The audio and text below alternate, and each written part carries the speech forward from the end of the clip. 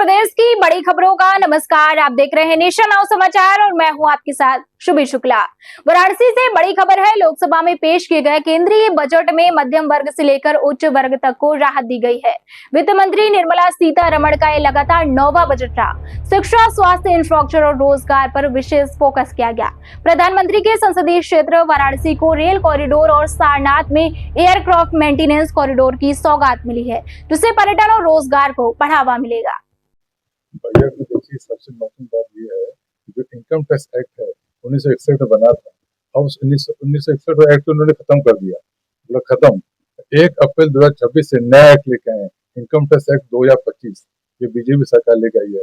इसमें इन्होंने कर प्रावधान इतने सिंपल कर दिए हैं कि आम आदमी उसको पढ़े अगर तो वो भी समझ में आ जाए कि क्या लिखा है क्या नहीं लिखा है। पहले वाले एक्ट में बहुत जटिलताएं थी और उसको सरलीकरण कर दिया गया है। इनकम टैक्स फॉर्म वगैरह है उनको भी काफी स्मूथ कर दिया है। तो ये सबसे बड़ा इस बात की अचीवमेंट है कि नया कानून लेके आए हैं। दूसरी चीज ये है कि शेयर मार्केट में इधर क्या हुआ था कि लोग बहुत ज्यादा उतावला हो रहे थे, सट्टेबाजी टाइप का काम हो रहा था, तो उसमें उन्होंने 2.5 गुना टैक्स बढ़ा दिया। 2.5 गुना या 0.02% जो टैक्स लगता था, सिक्योरिटी ट्रांजेक्शन टैक्स जो आदमी खरीद बिक्री करता है, उसे 2.5 गुना बढ़ा के 0.05 कर दिया। यानी कि अब लोग परहेज करेंगे शेयर मार्केट में रोज खरीदने बेचने वाले, और वही लोग रहेंगे जो शेयर मार्केट में खरीदे और काफी रुके रहे, इन्वेस्टर रहेंगे। रोज खरीदने बेचने वालों को डिस्करेज किया गया, इसीलिए मार्केट देखिए 1000-1200 पॉइंट कम हो गया, आगे और कम हुआ, क्योंकि बहुत जरूरी भी था। लोग अपना पैसा नुकसान कर रहे थे शेयर मार्केट में, उसको सरकार ने बचाने की कोशिश की है। और इनकम टैक्स रिटर्न फाइल करने की डेट जो है वो कुछ 31 जुलाई थी और फॉर्म वगैरह को उन्होंने बढ़ा के 31 अगस्त कर दिया।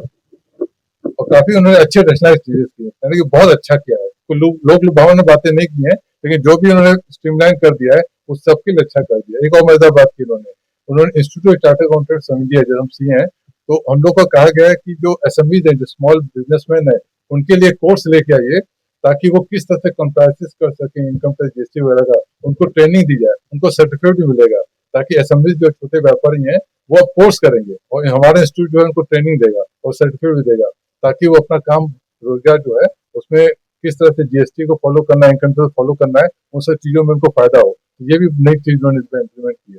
मध्यम वर्ग के लिए इसमें क्या है? मध्यम वर्ग के लिए देखिए बहुत बार रहता है कि उसमें लिमिट बढ़ाने बात, लिमिट तो देखिए लास्ट टाइम उन्होंने 12 लाख कर दी थी, अभी भी इस साल जो इनकम होगी सबकी तो 12 लाख तक कोई टैक्स है ही नहीं। ऊपर से 75,000 स्टैंड डिडक्शन है सैलरी वालों के लिए, यानी कि सैलरी वाले अगर साल में 12,75,000 कमाते हैं तो उनको कोई टैक्स देना नहीं है। तो ये बहुत बड़ा रिलीफ लास्ट टाइम ही दे दिया था, जो इस बार इम्प्लीमेंट हो गया, तो यही बहुत बड़ा है। स्वास्थ्य अगर बात की जाए तो दिव्यांग योजना कराई गई है और मेरा नाम सौम्या खरे है, मैं सीए फाइनल की स्टूडेंट हूँ।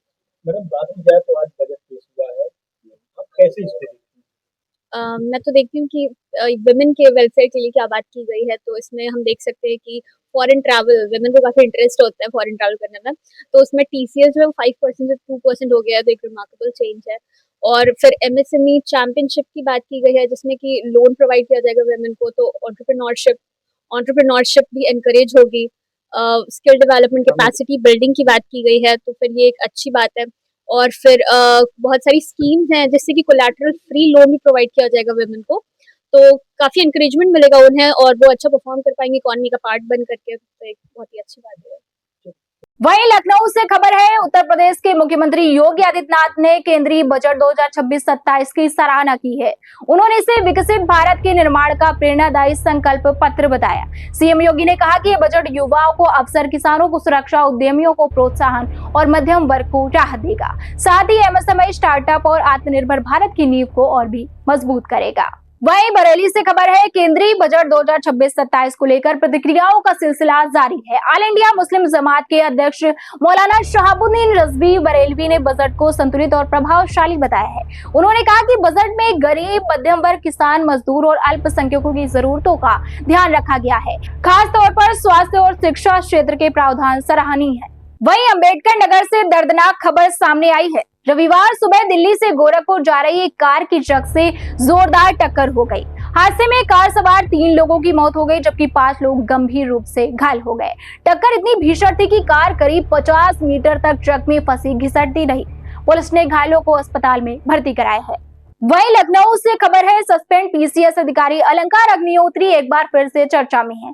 इस बार उन्होंने मुख्यमंत्री योगी आदित्यनाथ की तारीफ करते हुए बयान दिया है कि अलंकार ने कहा, सीएम योगी उनके मुख्यमंत्री हैं और हमेशा रहेंगे। उन्होंने माना कि उनके प्रशासनिक करियर की शुरुआत योगी सरकार के कार्यकाल में हुई और इसमें मुख्यमंत्री की अहम भूमिका रही।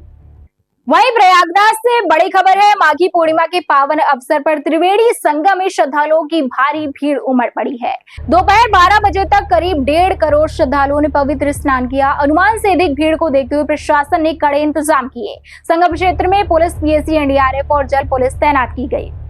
वहीं लखनऊ से राजनीतिक खबर है, केंद्रीय बजट 2026-27 को लेकर समाजवादी पार्टी अध्यक्ष अखिलेश यादव ने सरकार पर निशाना साधा है। उन्होंने बजट को गरीबों और किसानों की समझ से बाहर बताया है। अखिलेश यादव ने कहा कि ये बजट नौकरी और रोजगार देने वाला नहीं है और गरीब का पेट नहीं भर सकता है। उन्होंने इसे केवल सपने दिखाने वाला बजट करार दिया है। वहीं वाराणसी से खबर है, संत रविदास जयंती के अवसर पर सीर गोवर्धनपुर में श्रद्धालुओं का सैलाब उमड़ पड़ा है। देश विदेश से लाखों रैदासी भक्त यहाँ पहुंचे हैं। मंदिर परिसर में करीब 3 किलोमीटर लंबी लाइन लगी है। एनआरआई श्रद्धालु चार्टर्ड प्लेन से पहुंचे और संत रविदास को डॉलर की माला अर्पित की। सुरक्षा के पुख्ता इंतजाम किए गए। वही खबर प्रयागराज से है, जहां माघ मेला क्षेत्र में सतुआ बाबा इन दिनों खास चर्चा में है। लग्जरी गाड़ियों में घूमने को लेकर हो रही टिप्पणियों पर उन्होंने मीडिया से बातचीत की। सतुआ बाबा ने कहा कि व्यक्तिगत आलोचना स्वीकार है, लेकिन उनकी परंपरा और पीठ पर टिप्पणी स्वीकार्य नहीं है। उन्होंने स्पष्ट किया कि सनातन परंपरा का अपमान बर्दाश्त नहीं किया जाएगा।